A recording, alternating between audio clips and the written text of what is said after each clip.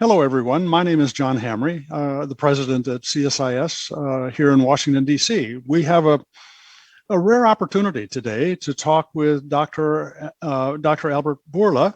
He is the CEO of Pfizer, and he's just written a fascinating book called Moonshot. And we have the privilege of having a conversation with Dr. Bourla today. I suspect that I know many people have read the book, but I suspect that many of our viewers today will not really have had a chance to read it yet. So let me just start with asking you, Dr. Bourla, for a brief snapshot. Why did you write this book? What were you hoping that readers would take from it? First of all, allow me to thank you, Dr. Hamre. It is a great honor for me to be part of this conversation. As you know, the events that rolled during the 9 months, 10 months of the first period of pandemic, Pfizer became part of history. And I wanted to make sure that I leave behind the record of how things evolved. I wanted to make sure that I leave behind the record of the facts and the way that we saw things, because we all know that history many times depends on the point of view where everyone sits. The second reason was that I felt a little bit bad that all the lights of publicity fall on me. I became the face of the company, and as a result, everybody was thinking that I did the vaccine. Actually, I was part of a team that did the list. It was so many people that worked to make this happen. And I'm not talking only about the thousands, literally, that worked, but there were 30, 40 people that they were pivotal because they had to make important decisions. They had to use important judgment, scientific and or engineering. And I wanted to also to leave a record with their names and their contributions into that. So you will see in the book that I refer a lot to everyone that played a role in this miracle of science. Well, you did that, and I was impressed by that when I read the book, that you were generous in sharing the credit, to a remarkable team of Pfizer scientists, who took on this challenge. But, the scientists at Pfizer, really, they're marvelous, I know, but they don't operate in isolation. They're part of a larger network of research scientists and physicians spanning the globe.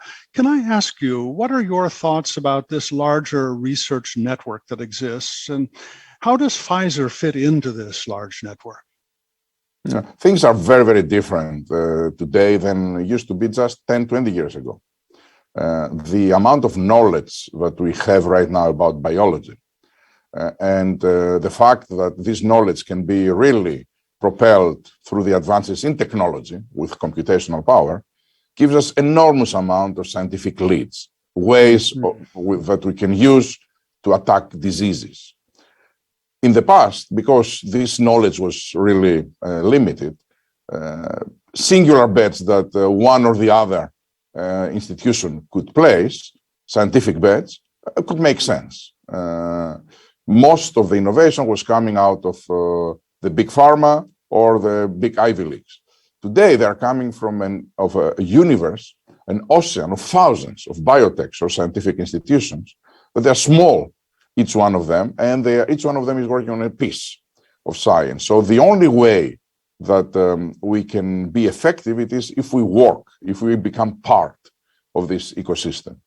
In Pfizer, we call that concept the partner of choice. We want to make sure that everyone, academia, biotech community, feels that in Pfizer they can find the partner that they want to work, that it is the one that they are choosing. A good example is our collaboration with BioNTech. That together, the big Pfizer and the relatively small biotech at the time, now it's big because of this collaboration, we were able to come together and provide a solution to the world that saved literally millions of lives. Moderna and NIH, the government, they partner also together to produce what they did with the vaccine. So we have plenty of examples through the pandemic, but it is very clear that only being part of the ecosystem, it is the way to be able to contribute value. forgive me for stepping out of my neutral role as a moderator, but I would like to say I sure hope that we Americans realize the enormous value of this large network of international scientists in collaboration. We helped to sponsor that, and I hope we keep with that. So, but anyway, that's an unfair editorial comment on my part. Let me also share it with what you just said. US is the dominant player right now. In fact, the vast majority of the biotech world and innovation is coming from the US. It is the crown jewel of technology right now. And the world is looking here into the US to find solutions to health because of things that drove this big growth of this ecosystem. And sometimes I'm really concerned that instead of trying to grow it even further, we don't even try to protect it. We try to undermine it sometimes. Yeah. Well, we'll come to that. I do want to ask you about that, Dr. Bourla. There's a lot of controversy in Washington these days about whether private companies should benefit financially from government-funded research and development. I want to get into this, but you made a decision early in the vaccine development process not to accept federal funding. Why? It was for multiple reasons. The first was that I wanted to protect our scientists from the bureaucracy of the government. And when someone gives you money, there are always strings attached to that. And, when it is taxpayers' money, they better be. I think if they're giving taxpayers' money, they better look where the money are going. But this, in our case, meant that in a period that we were running against an enemy that was representing darkness, the COVID at the time, with no solutions from humanity, we had to have meetings and committees that will discuss every single detail of how we were planning to move, just because we take a part of the funding. I didn't want that with our scientists. I wanted them that they can just sit among themselves, make a decision, and then take it to me, and that's it, go ahead. So that played a key role in our ability to move very, very fast. So that was the one. And the second was that I was so disappointed that it was becoming a political, very big part of the political debate at the time was COVID. And it became a political statement if you wear a mask. But at the time, if you remember well, the thing was there were a part of the political world that was saying we need to have a vaccine quickly. And there was a part that was saying we don't need to have it quickly. Some were saying do it before the election. Someone were saying do it after the elections. I didn't want to be part of that. And if you take money of the government, also you are getting involved into this debate. I wanted to try to keep Pfizer out of the politics. I don't think I was that successful, only by not keeping the money. But anyway, that was the reason. Yeah. Well, thank you. It's very clear in that you were making a solid business decision at that time. But, Pfizer and other pharmaceutical companies do have a dependence on a very large ongoing federally funded research base. We have something in the U.S. called Bayh-Dole Act, and I know you're familiar with it, Dr. Bourla, but let me just, for our audience, Bayh-Dole is the shorthand for legislation introduced by two senators, Birch Bayh and Bob Dole, a Democrat and a Republican, who worked together about 40 years ago to develop a legal framework for commercializing innovative ideas that were developed initially with government funding. The Bayh-Dole Act really allows government labs and universities to support the private sector to develop products like the Pfizer vaccine, a drug that I personally depend on for my life. This came from government research initially. How has Pfizer benefited from collaboration with these deep research initiatives? And has Bayh-Dole been an important thing for Pfizer? Look, while we just discussed that we didn't take governmental money for our research program in the vaccines, I think this law played a significant role in advancing science and innovation in the United States. We were discussing a few moments ago how the crown jewel of the American industry is the life sciences sector, where most of the medical innovation is coming from here. And that can only happen if you enforce collaboration, or if you encourage collaboration between the parties. The fact that at a certain point of the early stage of something that it is discovered, government also plays a role. I think it is very appropriate, first of all, that the government will receive royalties, and they do. So they take money back because of the work that they are doing. It's not for free, right? When they produce intellectual property that belongs to the government, they take money back because giving it to someone to build on it. But also the most important it is that you will encourage collaboration that will bring scientific solutions for patients. And I think it was a great thing that happened, and it worked extremely well so far. Thank you. Let me ask a somewhat controversial question, if I may. Last year, the Biden administration shocked me, at least, but I think shocked a lot of people when it said it would not seek to protect the intellectual property of American companies that invented these new mRNA vaccines. There's something that's called the TRIPS Waiver. It was a petition by South Africa and India to the World Trade Organization to waive the intellectual property rights protection for COVID vaccines. If the Biden administration did press forward with this, what would it mean for a company like Pfizer? Look, I mean, you said that you were shocked. I was very disappointed as well when I heard that. And I was very disappointed because I had the opportunity to explain to the US trade representative what is at stake. And I had the opportunity to explain exactly the situation of what will enable higher production of vaccines so that we have more vaccines available for all at that time. And as you said, it was India and South Africa that were, let's say, promoting this idea, but they were doing that because they were supporting also their own industry. South Africa and India are the two largest generic manufacturers in the world, so they would be very happy if they could steal intellectual property of others and then use it to make and sell vaccines to the world.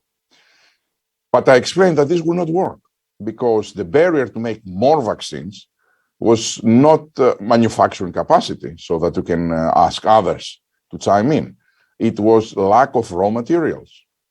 And for that reason, I explained that would be exactly the opposite. If we were right now allowing people to stock raw materials in an effort to see if they can make also vaccines, basically no one would have vaccines because we wouldn't have the raw materials that we needed to produce vaccine. But that was in the beginning. Now we are in a very different stage months later. What we said to the world we will do, what we promised, we did it. We produced more than 3 billion doses in the first year of the pandemic. We made an agreement with the US government, the same government that the trade representative asked for a TRIPS waiver, to provide them 1 billion doses at cost. So we don't make money, but we don't lose also money. But then themselves, they give it completely for free.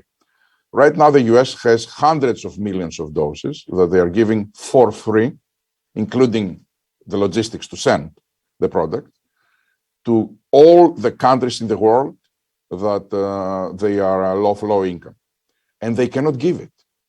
Right now, only 20% of Africa has been vaccinated, although there are hundreds of millions of doses available to them for free. So I don't know why the discussion now, let's waive the intellectual property so someone else can manufacture it, has any meaning right now. The reason why we didn't have enough vaccines in the beginning for everyone was because countries, in addition to raw materials, that was limited production, but in addition to that, countries like India, for example, that they were a major producer of vaccines, they blocked their borders. So they were not allowing exporting so that they can use the vaccines that were made in India for India. The same happened in the US. The US government, until the first 6 months of 2021, they imposed dramatic restrictions to us and made us virtually impossible to export not even a single dose in the first, let's say, 5-6 months of the pandemic to anybody else other than in the US. So it had nothing to do with intellectual property. And I'm very disappointed that still it is there. If it wasn't for the Europeans, I still think other countries will block it, but the Europeans were also completely shocked and disappointed. I spoke with most of the governments of Europe, and they couldn't explain what just happened. Yeah, I know that the stated purpose was, that we had an obligation to help the rest of the world get vaccinated in the face of this terrible pandemic. But the best solution was buy it from people that are making it, buy it from you. And that's what happened. And the issue is somewhat died down, but I'm not sure the ideological fervor has gone away yet. But that's a different story. Let me just ask, Dr. Bourla, you I was reading carefully in your book, and I was looking to see how much it costs you to do this. You didn't really put a number in the book. I can understand that, but can you talk to us about the risk calculus that was involved for Pfizer with this effort? How do you look at things like the risk, the return on investment, the volume of manufacturing needs for you to be able to afford to undertake something like this? Look, we should put everything into the context of the days you were living. It was darkness. It was fear. The civilization, the way we knew it, was a danger. So clearly it was not business as usual. So to answer straight your question, there was no ROI, return on investment considerations. What we said this is not business, this is about saving the world, and we are going all in. So we went with the fastest possible way, and we had to be very, very, very creative to do things completely different way. And that cost a lot more than what would cost if we were going to do it, let's say, in the normal pace of business, when you de-risk its decision before you spend big amounts of money. At that time, we knew that it's going to exceed the $2 billion bet that could give a vaccine or lose it all. Of course, that was for the first months. Now we are already in 21 and now in 22. We have spent multiples of that. Just to give you magnitude, Pfizer was spending before the pandemic around $8 billion. Now we are spending 11 per year. So on research, you mean? On research. And most of this $3+ billion increase is COVID. Yeah, I would guess that you're looking ahead on behalf of all of us, because as this virus is evolving, developing new forms, you're the ones and other companies looking ahead to say, what do we need to do to protect us going forward? Are you optimistic about that? Yes, I am optimistic because I believe in science and I know that we have good solutions right now. I think we cannot predict the future. We don't know if another variant that we don't know yet so far comes and have very different characteristics of what it is, the one that we have seen so far. But so far, we have been able to control very well all except Omicron, and for Omicron, quite good. Not as good as with the others, but now we are coming with new solutions that also protect Omicron very, very well. So I think in terms of the variability and the adaptation of the vaccines, I think we are in a good way.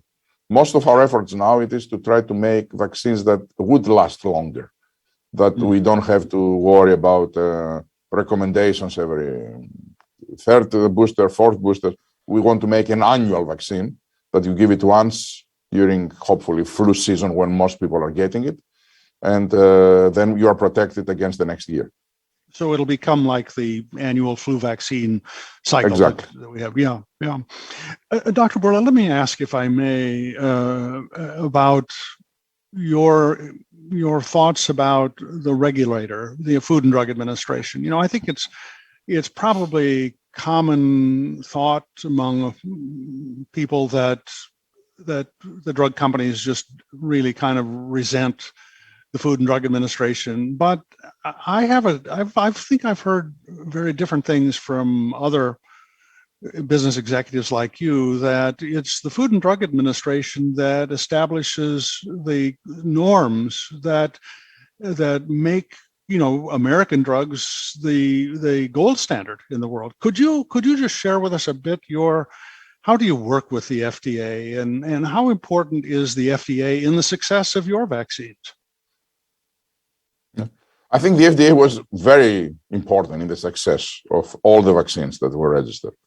To make a vaccine, it is a process that takes years, and a very big part of the delays within these years, it is that there are phases that you need FDA approval and agreement so that you can transition from one phase to another. They need to see the data, they need to provide input. That takes months and eventually years of the 8 years. They did that in days, in hours.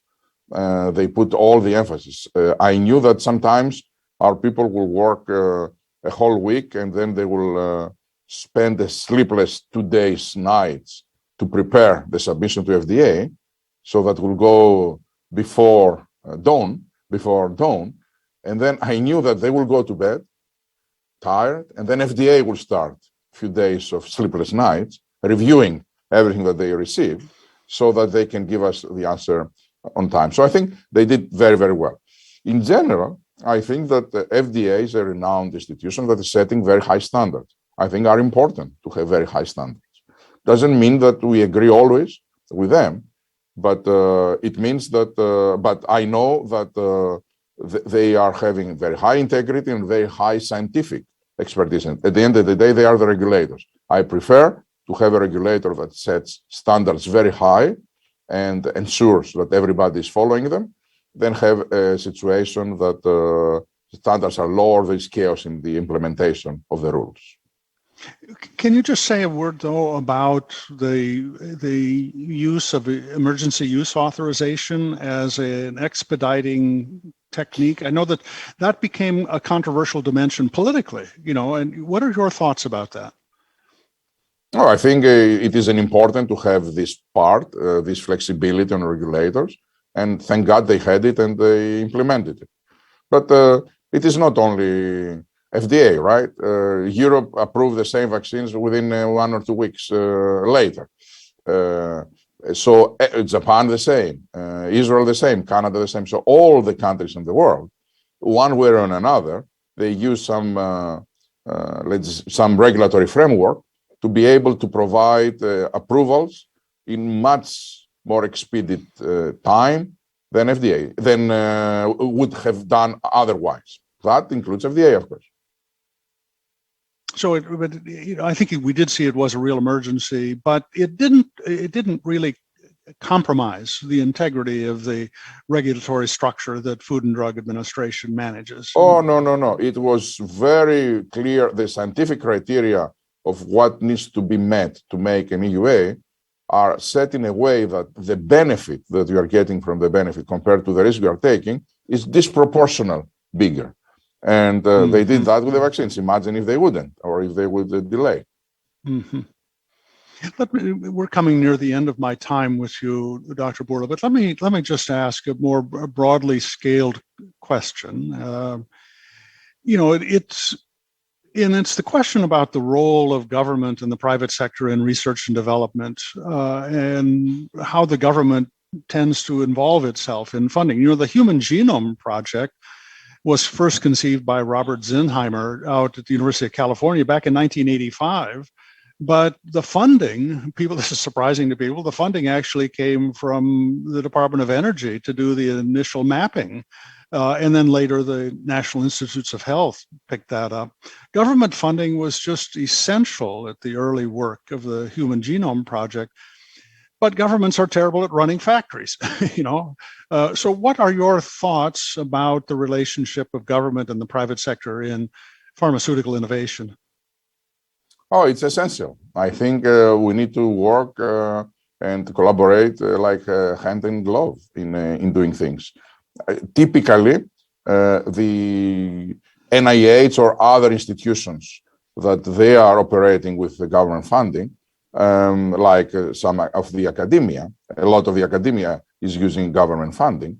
they are researching way more basic science. They are researching very basic principles. For example, the human genome, how to unlock. One thing is to unlock a human genome. The other thing it is to use this information so that you can make medicines, for example, that can help humans. I think that there is very little incentive for private investments in basic science before it becomes, or less incentive. And I think the government is doing exactly the right thing, like when they are building roads. So they are building roads so that people can carry their goods. So if you have their roads, then people will carry the goods, and then the economy will flourish. And then people will have jobs. And the same is with that. If you create some scientific infrastructure that will help the ecosystem, is very good. But also, let's put things into perspectives. The amounts of government money and the amount of private money that are invested every year in the whole spectrum of life sciences is disproportionately way towards private money. The amounts that the money invests, that the government invests, although significant, nothing to do compared to what the private sector collectively invests.